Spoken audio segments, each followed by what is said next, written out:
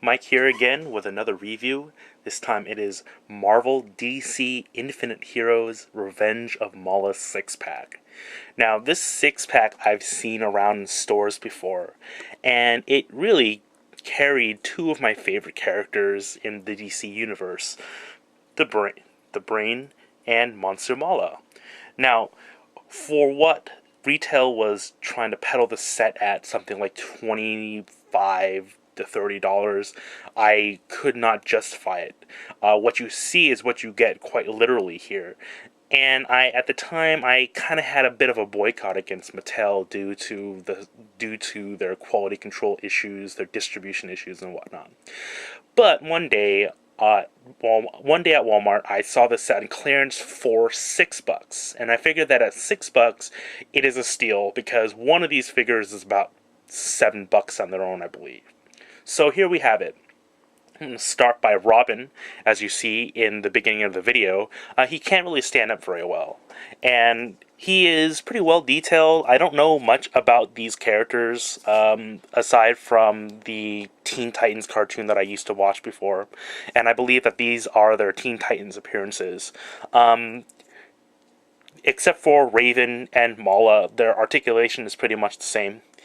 They have swivel shoulders, swivel elbows, swivel at the neck, swivel at the waist, swivel at the hips, and swivel at the knees.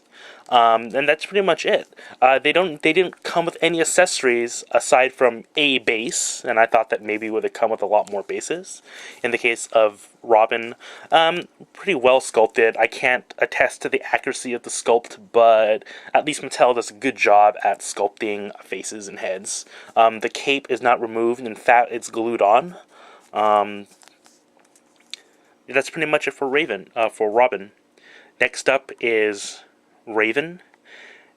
To talk about Raven a little bit first, I don't know whether or not Mattel was thinking about what Mattel was thinking about when they made the female figures at the scale, because their articulation is frankly really shit. All they have is just a shoulder swivel. They have a swivel at the waist, and they have this nasty hip swivel. I think this says it all as far as articulation goes. Can't really do much posing Raven aside from just having her standing there, and that's about it. What I do like about this figure, though, is that they did mold her. Oh, there goes Robin again. They did mold her with some hair. It's not too bad. It was really surprising considering that most of her head is covered up by the cape and the cowl. Just like Raven's cape, it is glued on, and removing it will probably damage some of the paint in the back. She can't really stand without the base, and neither can Robin, and you can see Cyborg kind of wobbling there. I wish that they came with bases enough for everyone, but oh well. Can't expect much. Same thing for Cyborg. Really nice sculpted. You can see how much bigger of a figure he is. This shoulder piece is glued on. Same articulation. He does have waist articulation, surprisingly. Didn't think that he would when I first saw him, but he did. It looks really good. Can't complain about the sculpt once again.